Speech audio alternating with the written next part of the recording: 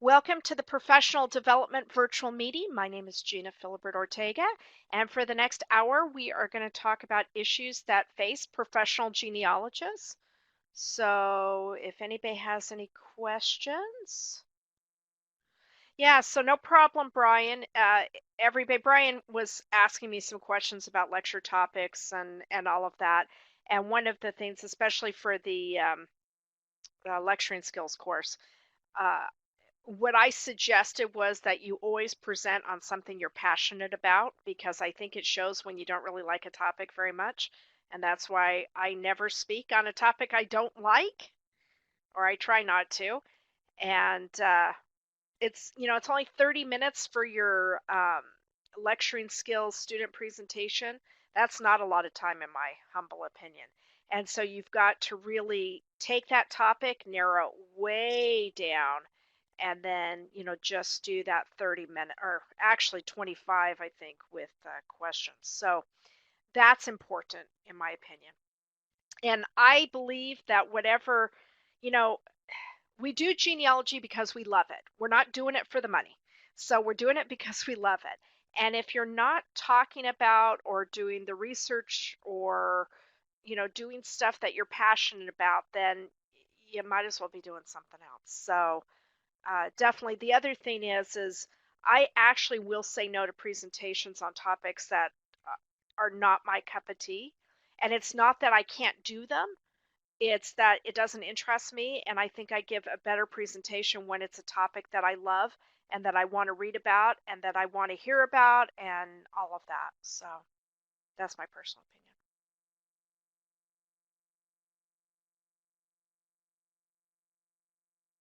Yeah, and even if you're giving an hour presentation, I have a friend who, when he does an hour, he's got 200 slides. That's too much. And then I have another friend, he's doing an hour presentation. He has maybe 20 to 30 slides. So you got to think that you got to have time for question and answer period. You need to breathe. You need to not talk really fast. Sometimes I think people take it as a source of pride that they talk so fast. And I probably have been guilty of this in the past. But people don't always process as fast as you're talking, and we need to be cognizant of the needs of the audience. So yeah, Larissa, don't do it.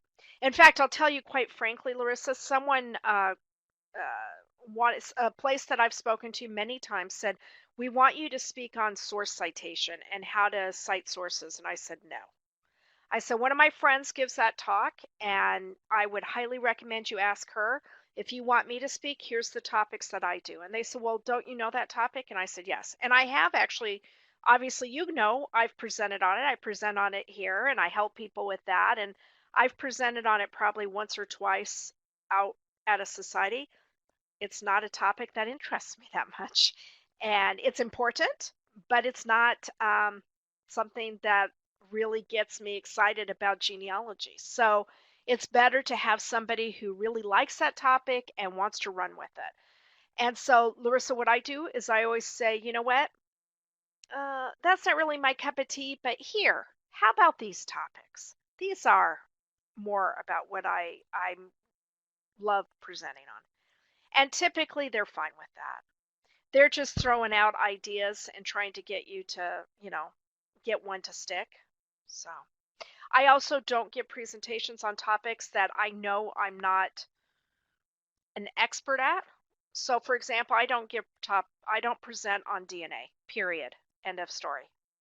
It doesn't matter that I know something about it. There's people that's what they study, that's what they went to school for. It's a very highly specialized topic, so I don't do it. So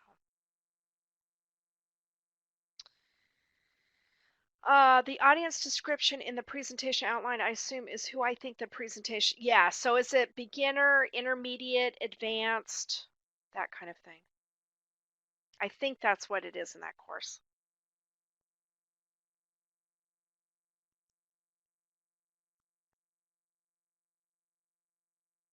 Sometimes when you do conference presentation proposals, they'll ask that what level it is, and sometimes they have more than just what I just said, beginner, intermediate, advanced. Sometimes they have professional, novice, hobbyist, stuff like that.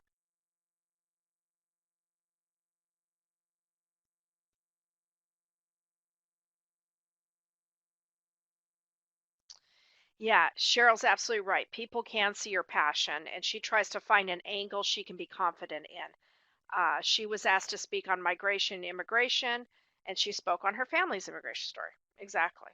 Yeah. Don't do something that isn't what you are. And the other thing is you want people to know you for your niche. And if you're doing all kinds of stuff and maybe not that great, they're not going to know you for your niche. And yeah, you know what? Hardly anybody ever asks me to speak on food history, unfortunately. But the larger topic, that's my niche, women's researching female ancestors, people do ask me to speak on. So yeah.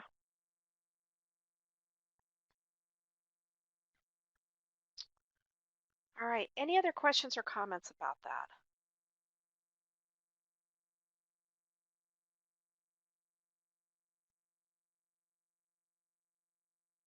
And I know it's scary to tell people, no, I'm not going to do that. I get that all day long.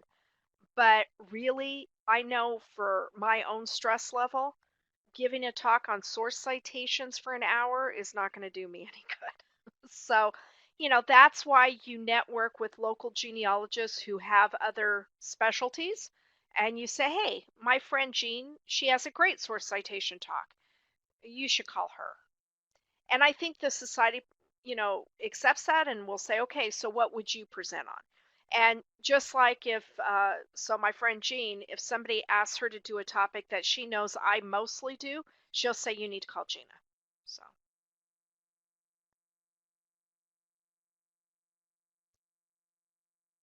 yes. So Brian says, if you have a passion for the topic, I find it easier to bring in ad hoc comments relating to my experience if I have spare time. Absolutely. And you're more able to talk off the cuff about that topic if you have some passion about it. If it's something you don't know as much about, it's much harder.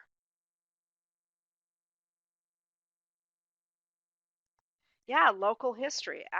Yeah. So I, that's why I keep pushing everybody to have a niche. Is really that niche equals your passion, and that's what you need to do. Everybody's a genealogist. Everybody may, oh yeah, my aunt did our family history. You're different, and so what makes you different? So the other thing to keep in mind is other people in the audience, you never know what their expertise is. And I had this actually happen to a colleague. The colleague gave a talk on kind of genealogy and medicine, something that colleague had no prior experience with, but was interested. There was a physician in the room, and later that physician came up to me and said it was a horrible job. So that's why you need to do what you're passionate about and not just, well, I think this would be a good topic. So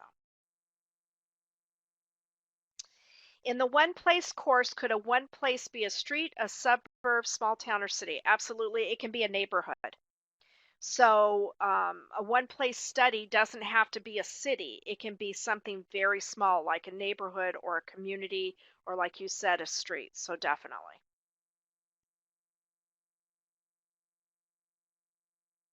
In fact, I've kind of done a one place study on women who are in a community cookbook that I have. So, all right. Any other questions or comments I can answer?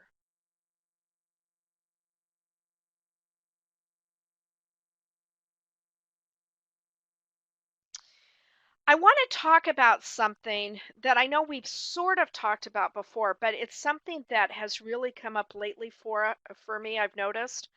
And I want you thinking about this, especially since, gosh, we're getting close to 2019. And if you're kind of thinking about what are my goals for the next year, this might be something for you to think about and get ready And even if you're not at the point of opening your business, at least start thinking that way. So let me get my notes so I can show you. And like I said, these are rough, but I just thought it might help to see. Okay. So let me tell you where this came from.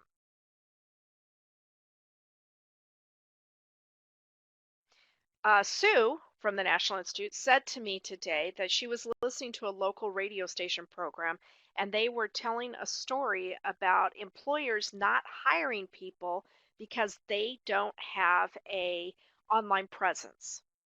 So they can't check you out basically. And so we started talking about that, and I had said to her that I have had a few times where I've reached out to somebody because maybe I bought a World War II letter of their ancestors at an antique store, or I did some research on another item I bought. And so I reached out to them, and I always tell them, you can Google my name or look me up on Facebook or Twitter or whatever. So they know I'm not just some wacko. And so they do that and they feel better. I give them my blog or, whatever. So it makes sense to me that employers aren't hiring people that they can't look up because they want to see how you act when you don't think people are looking, even though everybody is looking.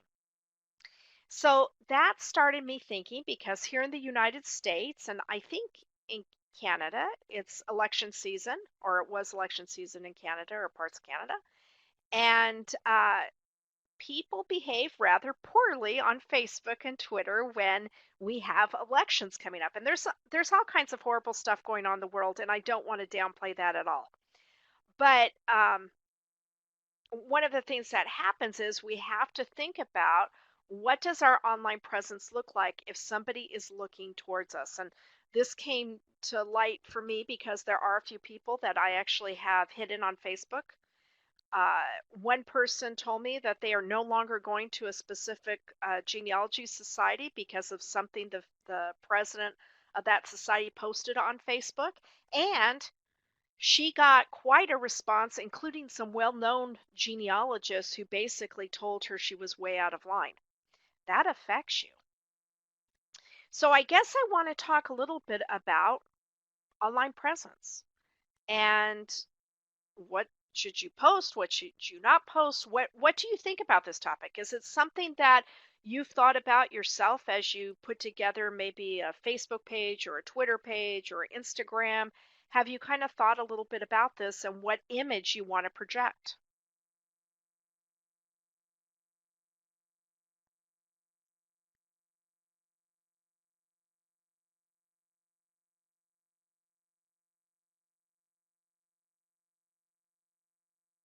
And it's sort of like your impersonal in-person image. I know when I go present, I typically wear only certain things. uh, though I've had a few times where I couldn't abide by that rule because I forgot to pack something or whatever. But I typically make sure that I look business casual and, um, that I look somewhat put together. So, so how is your online presence? What guidelines do you have for yourself? Or have you thought about this? What will you post and what will you not post?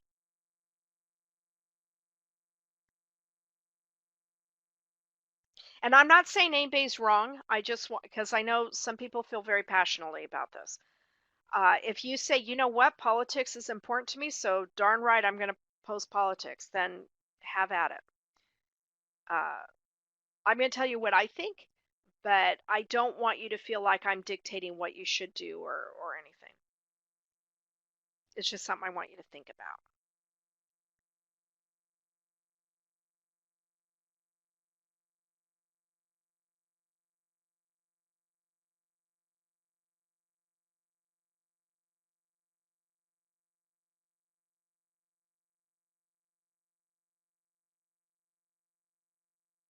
Oh, and I should say that this Genealogy Society president who made this remark, it was about a professional genealogist. And I don't know that this person would be affected by this society in the least bit, but Okay, so Cheryl says, I'm careful what I post as I have a variety of followers on my Facebook and I don't want to offend anyone. Okay. Yeah. And I think there's a bigger issue there too, is you may have people looking at your Facebook page that are not your followers, right? And I'll talk about that in a second. So Brian says, I've stayed away as much as possible from social media because I have enough problems with people, including family members that think they know more about me than they really don't. Nothing embarrassing, but simply private. Yeah. As a result, I shy away from social media. Yeah. So, Brian, I understand. And I'll tell you on social media, I do not post anything private about me. I only say I live in Southern California. I don't acknowledge, there's only been one time where I acknowledged one of my sons, maybe twice. I don't post personal pictures. I don't say what I used to do for a living. I There's a lot of stuff I don't post. In fact, I was saying to Sue, I have, I think something like 800 followers or something. I have to look again.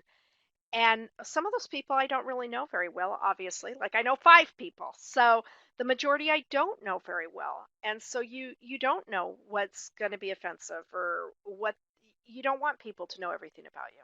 So you can avoid controversial topics, and I would say that's politics and religion. Professional genealogist Peggy Lawrenson says, "You're." In fact, I wrote it here. You aren't going to change anyone's mind, so why even try? And I think that's probably a good thing to think. Sometimes I get mad and I think, oh, I'm going to tell them what I think, and I might start typing and then I delete it because I realize it doesn't matter. They're not going to say, "Ah, oh, Gena, you're brilliant." They're going to just get angrier, and then a lot of people are going to post, and it's too much.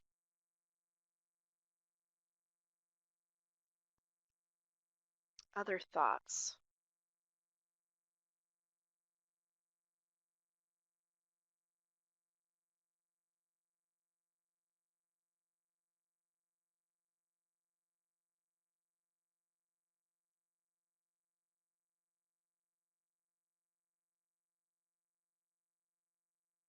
Well, and Brian, it's almost like the newspapers of our ancestors' era.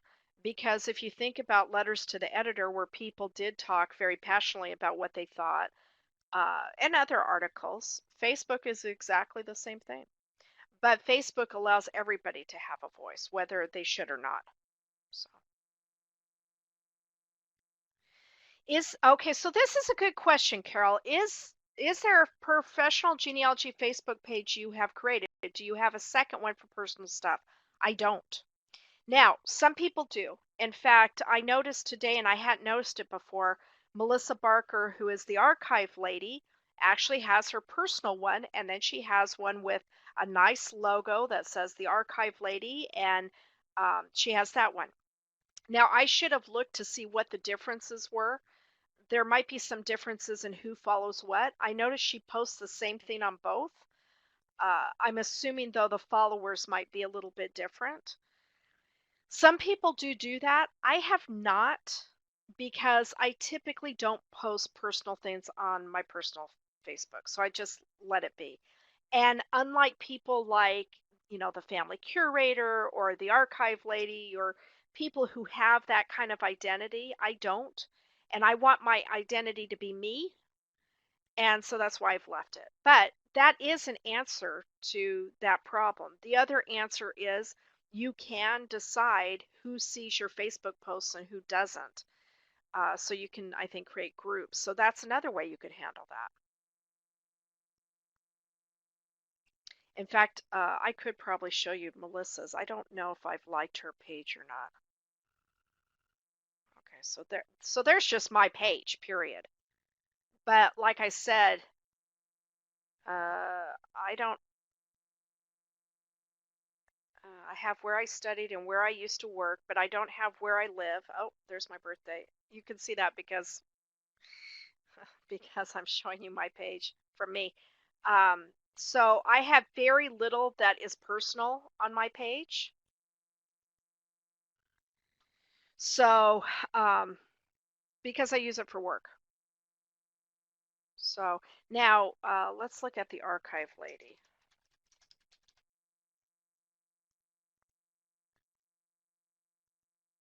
Oh, I guess I did know. So there's Melissa's, her professional one, where, this is hers, and it says there's 1,600 people who like it. So uh, we can probably see what the difference is in her personal one, but obviously this is where she posts links to different. She posts a lot about archives, and where she posts, she's doing a series right now on 31 days of tips.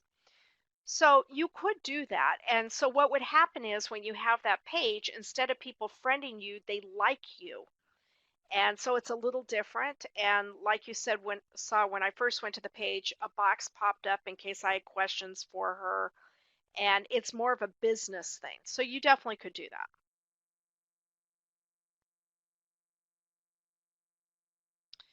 You can set up a page which is private and access allowed by only those invited by you. That's probably correct. Uh, Let me think for a second. Well, you know what you can do is actually Facebook allows you to block certain people. It allows you when you post, let me post something. You can make it public, friends accept, specific friends, only me. You can also, in your settings, dictate who sees what. So that's what you can do. Yeah, pages are public, but groups have different privacy settings. Yeah. Yeah, if you have a group, you can make that private so people can't see it. But pages like what Melissa has, that's a public setting. And your personal one, I think you could do your settings so only certain people see it, and only certain people can, you can dictate whether people can enter your name and find your page, whether they can find you in certain ways. So you can put all kinds of privacy settings on that. That's a good question, and I'm going to say no. Not that I know of. Well, let me back up the boat. Not in the genealogy world, but I'm sure if you went to something like Udemy, which is Udemi, or one of those websites that have different little courses, I bet there is one on there. So, but that's a good thing we should look up. And Cheryl says you can make lists, for instance, so you can have a list of local area. Yeah. So one of the ways that you could, so if you think about guidelines for how you're going to use, let's say, Facebook, Twitter is similar too. One of them could be that you set your privacy settings to a certain level. Because one of the things I want to tell you about is everyone can see what you like. So let's say that one of your hobbies is something that you don't necessarily want all the genealogists to know. If you like something a post that has to do with that hobby, they are going to be able to see it. And in fact, I watched a video the other day and my son said something to me about watching it, and I said, "How did you know that?" And he said, "Facebook asked me if I wanted to watch it." Now, I realized a few hours ago that I had been in there. It showed one of my friends I was in the video. It was a live video. She commented, "Hey, Gena." And I said, "Hey." Well, that allowed my son to be able to see that I was watching that. So you got to not only watch what you post, but maybe what you like and what you watch on Facebook. So, there's things to love and to hate. You just have to know, you just have to set up, why am I doing this? And what do I want from this experience? So that's what I'm kind of getting at too. If you want it to be a place where you fight other people about politics, that's probably not a good genealogy choice. Uh, if you want it for genealogy, and I think you should do it for genealogy, because how else are people going to find you?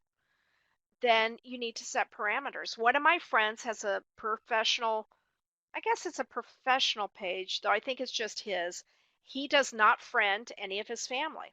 So I think it was Brian said something about that. He does not friend any family members because he knows his family members are posting things that are inappropriate and he doesn't want that to be connected. So there you go. Yeah, think of it as a professional platform. So, some things that I was thinking of is, and I can move this down here. Just remember that people can see what you're posting, what you're liking, all of that, unless you do some settings. If you're going to post something controversial like religion or politics or some meme, I don't know, does everybody know what a meme is, that you think is funny or that you think has a fact related to it, double check it. Because I can't tell you how many times I see genealogists post things as fact that are not true. And if they had spent 5 minutes Googling it, they would have figured that out. And that, in my opinion, relates to how good of a researcher you are.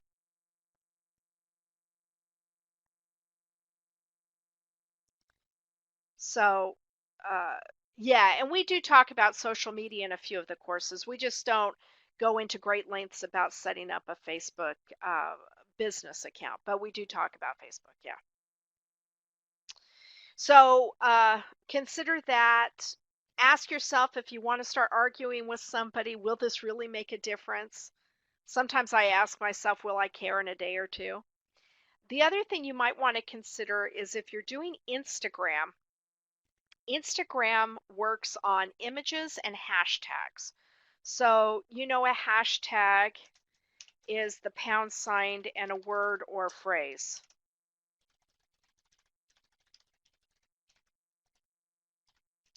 I mean, I just made that up. But and the more the better on Instagram. That's not true for other platforms, but Instagram it is.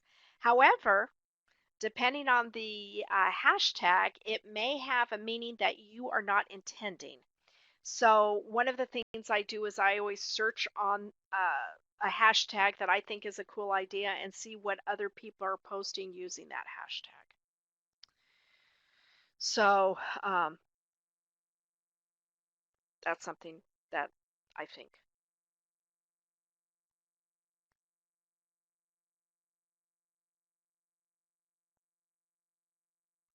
Facebook doesn't use hashtags as much.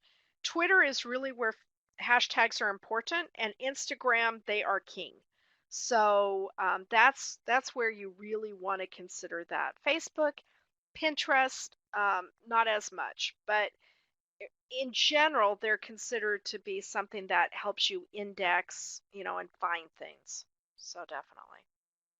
And I can't really think of one that might be objectionable right off the top of my head. I just know there's been a few times where I thought, oh, this would be a good hashtag. And then I look it up and I'm like, oh, that's not what I meant. Like maybe one that for whatever reason people post about drinking or doing drugs or whatever. So,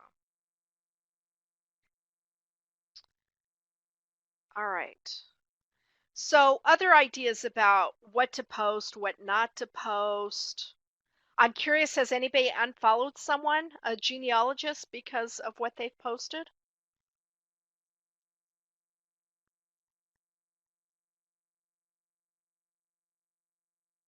No one has?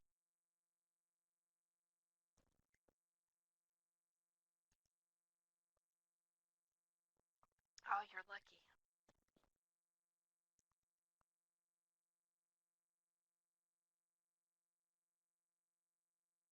The nice thing about Facebook now is you can unfollow someone and just not be involved with them at all.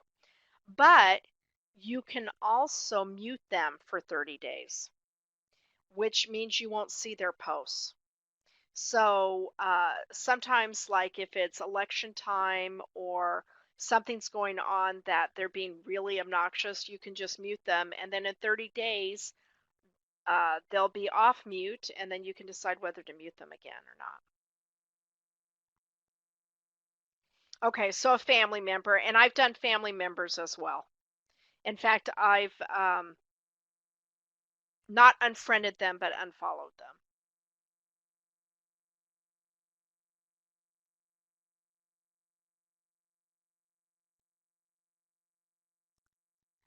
Yeah, and okay, so that's a good point. So Cheryl says she hasn't unfollowed anyone in genealogy, but she's seen comments that were posted hastily and removed later. Here's the problem. Let's say somebody makes you mad and you decide to give it to them on Facebook. And then you think about it, you calm down a little bit, and then you delete your comment. You can do that. However, people have seen it, and you don't know if somebody's taken a screenshot of it. You don't know if now that's just front and foremost on their brain when they think about you and they hear about you. You know, it's a small community. And one of the things I'm always cognizant of is that people know me that I don't know who they are. And they might make decisions about the webinars I give or the conferences I speak at or the society that wants to invite me. So that's important. And that impacts your income. And so, yeah, you need to be very careful about that. And you never know who's connected to whom. There's actually a genealogist that I have met in person once. She lives probably an hour away from me. She knows someone who is lives in my same city. We're not BFFs or anything, but we have another connection. So you never know who knows what person and what they may say about you. So that's the other thing to consider. What else?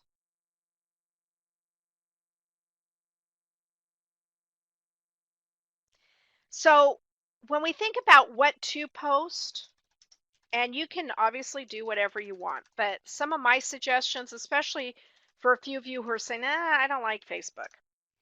Well, links to relevant stories is a good one. Promoting yourself. That's always a good one. If you've written an article, if you're going to go speak somewhere, uh, you just had a great discovery, all of that. That's stuff you post. Uh, Stuff that has to do with your own personal family history. Look at this photo that I just digitized, or can you read what this census form says? That kind of stuff is a good thing to post. Um, Photos from events, those are great. Melissa has done a really good job this month doing posts each day for Archives Month. This is Family History Month. It's Archives Month. It's actually Cookbook Month too. So all of that, every day she posts something. That's something you could consider doing. Is take a month that has some relevance to whatever you're passionate about, and consider doing a blog post or a link or something that you post about every day, because you want to. The thing with social media is this: the goal is to establish your expertise. You can't establish that unless you are online and people see you. And so you establish that expertise by doing these things and showing that you know something about that topic. Does that make sense?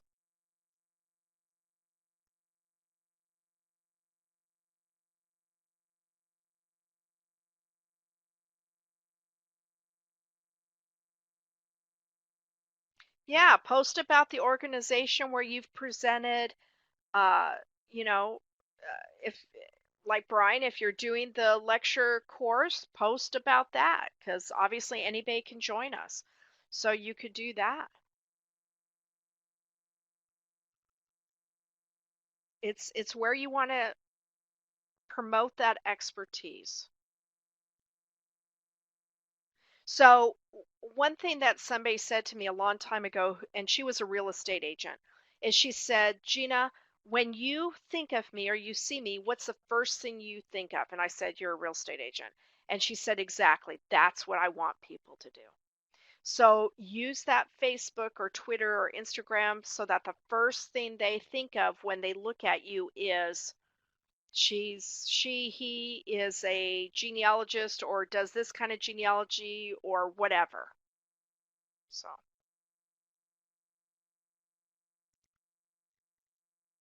okay, so Brian says after reading and completing hold on, it moved for me.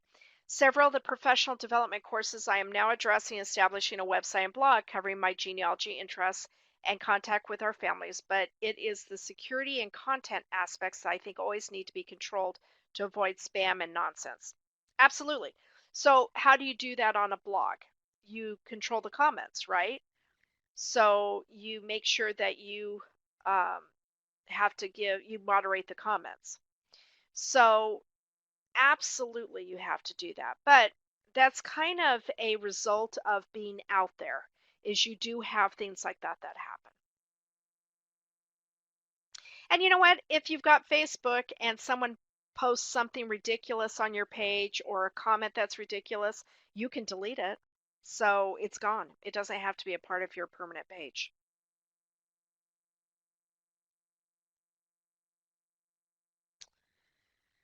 Okay, Gaynell says, I suppose now that people usually don't have lifetime jobs, change careers, we need to rely on the online presence instead of the old who's who. Absolutely.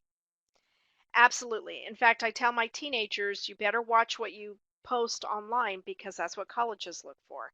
And that's what employers are looking for now. And so, especially, at Gaynell, if you think about this, more and more people are doing DNA and you're reaching out if you're doing DNA and you're reaching out to different matches, they're going to want to know who you are, right? And if you're legit. And so they're probably going to Google your name. So, make it easier for them. Yeah, I delete, and Cheryl, I do too. I delete unwanted comments on my page. Um, if somebody posts something that is, in my opinion, inappropriate for what I want to put out there, I delete it. So absolutely. And yes, there's a setting that you can use so people can't post to your Facebook page. So once again, you can control that right up front so that you control what your page looks like, who's doing that, all of that. In fact, let's say there's a photo floating out there from when you were in high school and you did things you're not so proud of. And one of your high school friends posts and says, "Woo, dude, look at us." And they want to tag you. You can actually control whether they can tag you in a photo or not. So,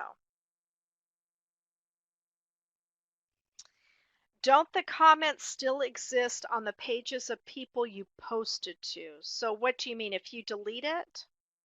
If you delete it, it's deleted.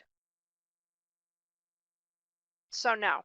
In fact, today someone posted a comment to one of my threads and I was commenting to it, and all of a sudden it said, "This is no longer available." What she did is she deleted it and she reposted it for some reason. Maybe she wanted to say something else. So it was gone right away. And I couldn't even bring it up on anything. I could not see it at all. So, Gaina, I'll tell you, there's been times where I have made a comment on someone's thread and people have attacked me for whatever reason. Not that I did anything controversial, but I was just saying what I thought, and then they just kind of, jumped in on it. So I deleted my comment. So what happens is it deletes my comment, and you might see what they posted, but you no longer see what I wrote anymore. Especially where I felt like, you know what, this has gone not what I intended, and I'm not really interested in fighting about stuff. So.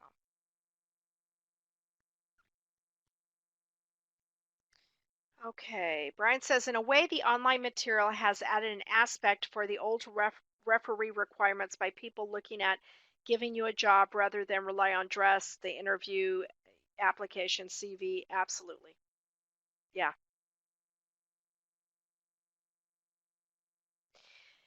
The good thing is, like let's say you want to present, it does give societies, conferences, all of that, the chance to get to know you better, to see you, to see physically your face. Some people have on their website a little video clip. In fact, I've thought about I should do that where they can see part of a presentation or at least have you introduce yourself so they can say, oh, yeah, I like that person. And they feel that connection. So there's all kinds of things you can do with your website or your social media presence so that you do get the gigs that you want. And so that's important.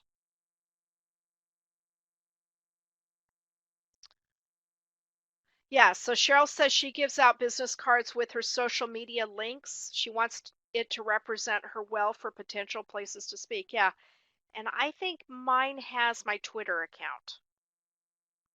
So definitely. I'll tell you on my business card, I was trying to see if I have one here. I guess I don't. Um, I have my picture on it, and I have, what I do. I have my cell phone number, I think, and my email address and my Twitter account. And on the back side, I usually have like my book, but you could have something else. I put my photo on it so people remember me better. And actually, I use a company called Moo, and I get a lot of good comments and people telling me that they still have that card.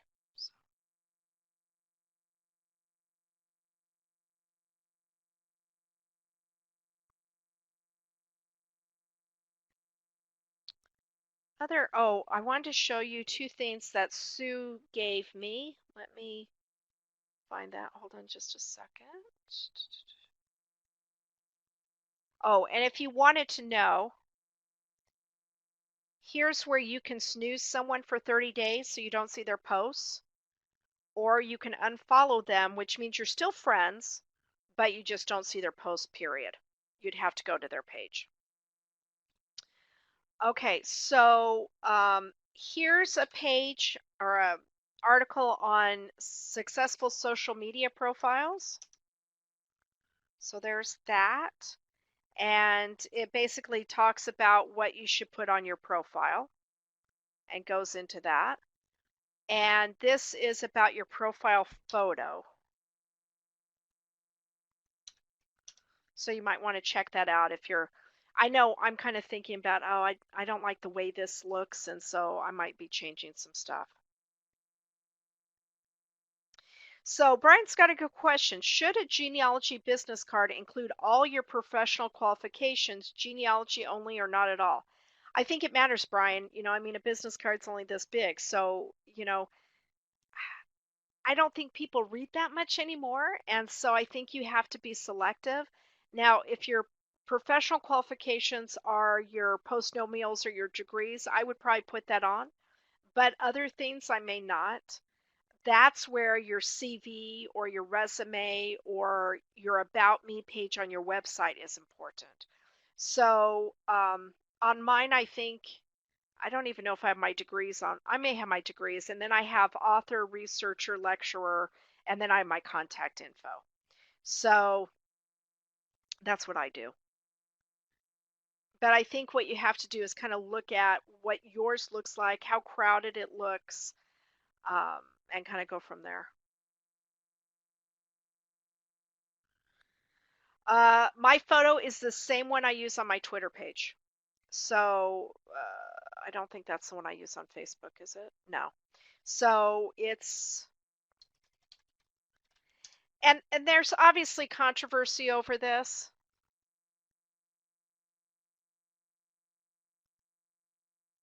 Okay, so there's the photo I have on my business card. That's not a professional, photo that was taken of me. That's from a cruise ship. But I felt like it was the best photo of me.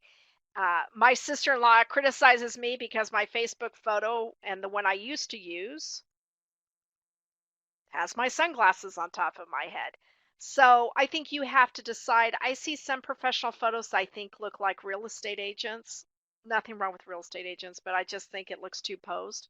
I think it just matters what you want and what you think is best.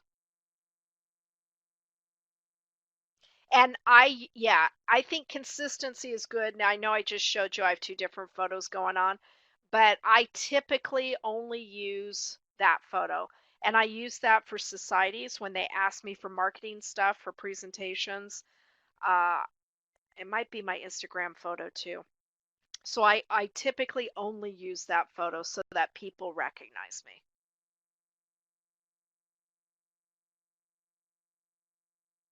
Yeah, and you might know somebody who would do a great photo. Sometimes post photos, done in a studio aren't the greatest looking.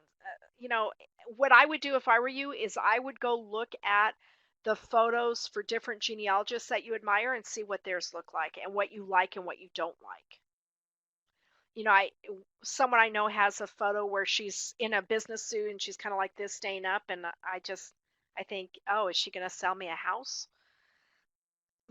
But maybe your photo is you in an archive or looking over some books, or if your niche is something that could also be photographed with you, like Maureen Taylor, I think, has some props with photos. Lisa Louise Cook has a few props, I think a microphone. You could do that as well.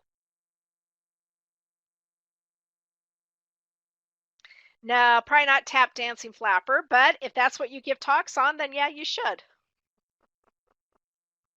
It's all up to you. But be consistent. Use it all the time. So if you don't want to use that all the time, then I wouldn't do it. Now, when I first got on Facebook, I used a photo of me as a 6-year-old. And eventually I figured that probably wasn't the best photo for me to use as a professional photo. So,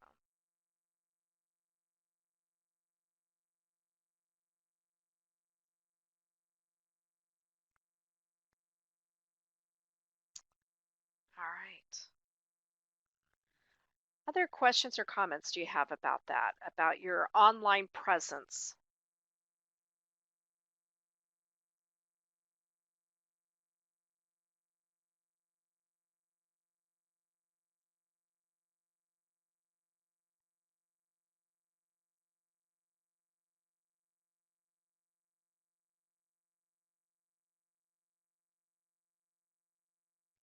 Well, yeah, you could use your dog and a headshot with your dog. I think the one thing to keep in mind is have it, whatever picture you're thinking of, kind of blow it up on your computer. You want just, you know, very, very, very closely cropped. So that's going to get rid of, kind of everything neck down, depending on where you're using it, especially on social media. So you don't need a lot of stuff in the background because it's pretty much like this. So you just want to keep that in mind.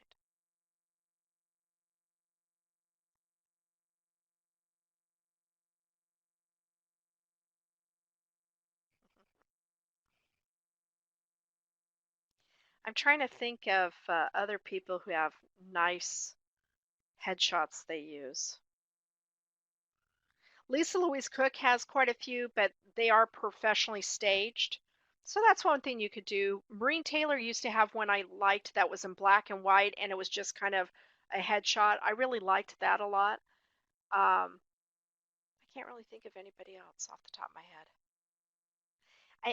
I tend to think when you use kind of a goofy one or you looking kind of goofy, it just doesn't set a good idea. Yes, and usually when you upload them, they center the photo, and so it will need to be cropped, or it'll show you this is what it's going to look like. Fairly up to date, yes. I saw a photo of one person that must have been taken about 40 years ago, and I thought when I saw her, I was like, what? So definitely.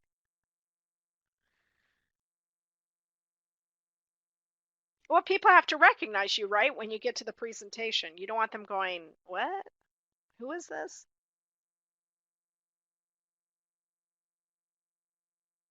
And fairly up to date, I would say in the last 4 or 5 years. So. I mean, as long as you still look like that. I don't know. Maybe I don't look like that. I don't right this second, but.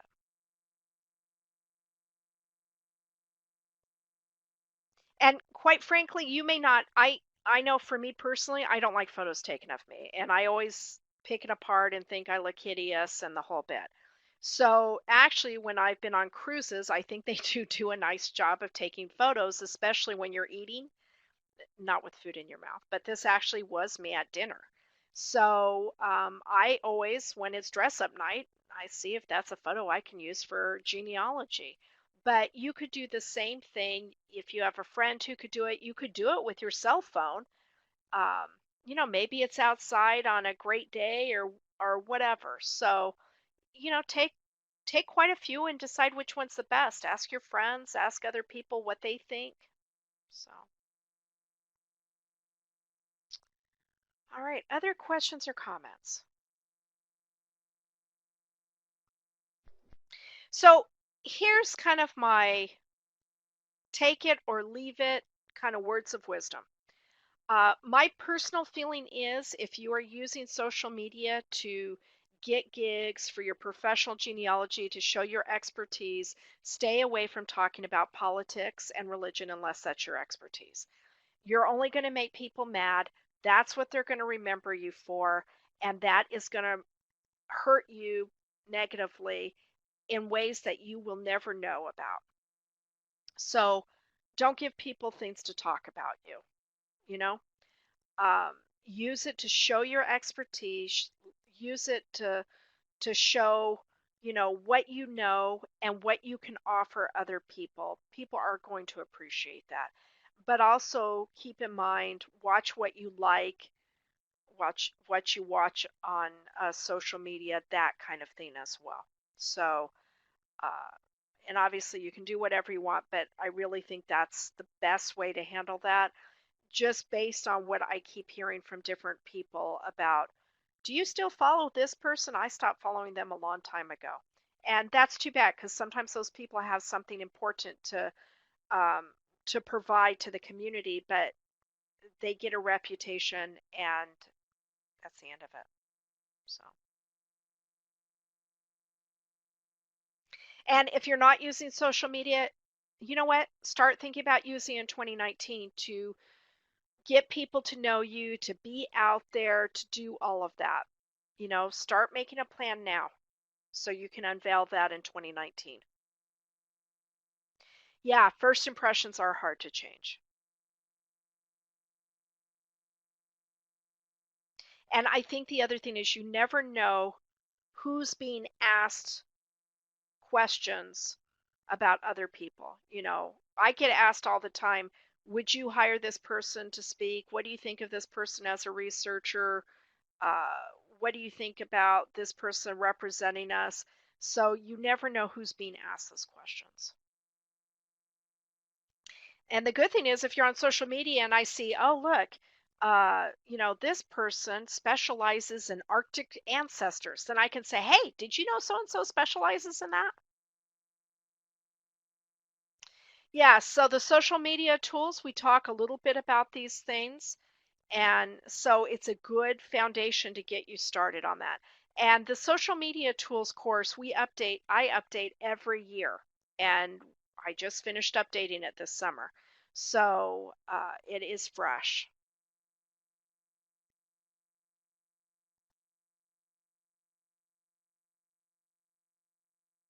And I understand avoiding social media. I really, really do. Uh, Probably more so than people think. But you have to decide for yourself how you use it, what you use, and how you participate. If you do it the right way, it's going to be an important part of your business. So just keep thinking about that. So, for example, before we end, I spoke at a conference in Canada uh, last week or 2 weeks ago, I can't remember. And that society has a Facebook page.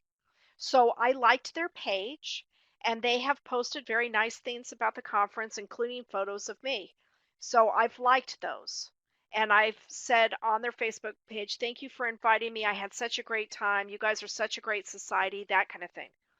It benefits me because other societies are going to see that. It benefits them. So that's how you kind of interact in today's world. All right. Other questions or comments? I hope when we finish these professional development meetings, maybe you've got a few goals to start working on. And I know my goal is I'm going to be updating some Facebook stuff, and I hope maybe this gives you some ideas as well. So,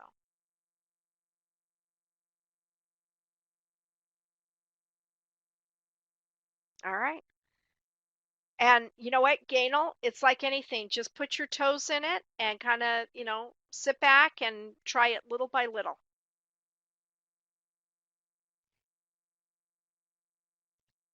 No problem. Thanks everyone for joining me. I appreciate it.